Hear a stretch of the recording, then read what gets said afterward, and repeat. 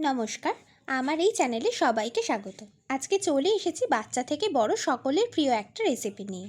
আমার আজকের এই ভিডিওটা ভালো লাগলে অবশ্যই ভিডিওটাতে একটা লাইক করে দেবেন। এরকম সুস্বাদু খাবারের নিয়মিত আপডেট পেতে চ্যানেলটা অবশ্যই সাবস্ক্রাইব করে নেবেন। আসুন দেখে নিই আজকে আমার এই রেসিপি পিঙ্ক সস পাস্তা। এটা বানানোর জন্য আমি নিয়ে নিয়েছি 3টে মিডিয়াম সাইজের পেঁয়াজ, 8-10টা রসুনের কোয়া, 2-3টে মাশরুম। আপনারা মাশরুমটা আপনাদের পছন্দ মতো ব্যবহার করবেন। প্রথমে পেঁয়াজ আর রসুনটাকে ভালো করে কুচিয়ে নিয়ে মাশরুমগুলোকে ছোট ছোট করে কেটে নিয়েছি।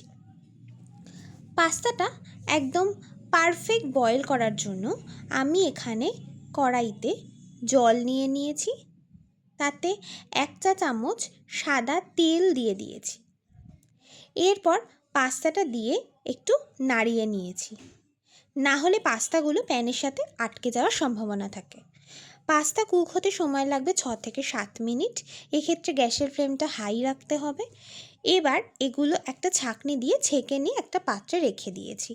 এরপর কড়াইতে নিয়ে নিয়েছি কিছুটা পরিমাণ বাটার। এই সময় গ্যাসের ফ্লেমটা লো রাখতে হবে, না হলে বাটারটা পুড়ে যাওয়ার সম্ভাবনা থাকে। এরপর এর মধ্যে দিয়ে দিয়েছি কিছুটা রসুন, তারপর হালকা করে ভেজে নিয়েছি। হালকা লাল হয়ে যাওয়ার পর এর মধ্যে আমি দিয়ে দিয়েছি অল্প পরিমাণ ময়দা। ভালো করে এটাকে মিশিয়ে নেওয়ার পর এর মধ্যে দিয়ে দিয়েছি সেই কুচানো পেঁয়াজটা নেড়ে চেড়ে ভাজার পর এখানে দিয়ে দিয়েছি চিলি ফ্লেক্স আর অরিগ্যানো। এখানে আপনারা চিলি ফ্লেক্স আর অরিগ্যানোটা নিজেদের স্বাদ অনুযায়ী ব্যবহার করবেন। এরপর মিয়োনিজ দিয়ে ভালো করে মিশিয়ে নিতে হবে। তারপরে ছোট ছোট করে কেটে রাখা যে মাশরুমগুলো ছিল ওই মাশরুমগুলো দিয়ে ভালো করে মিশিয়ে নিতে হবে। তারপর তার মধ্যে টমেটো কেচাপ দিয়ে সেটিকে ভালো করে মিশিয়ে নিয়েছি।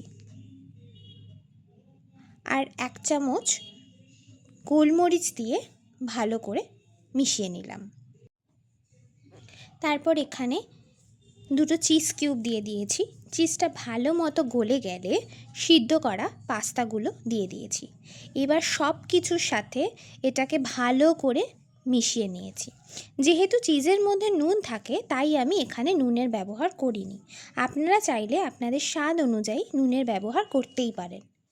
এরপর খুবই সামান্য পরিমাণে আমি একটু জল দিয়ে নিয়েছি ক্রিমটাকে পাতলা করার জন্য। চাইলে আপনারা জলের ব্যবহার নাও করতে পারেন। ব্যাস তৈরি হয়ে গেল আমার এই পিঙ্ক সস পাস্তা। এটাকে ঠান্ডা করে খেলে কিন্তু এর স্বাদ আরও দ্বিগুণ বেড়ে যায়।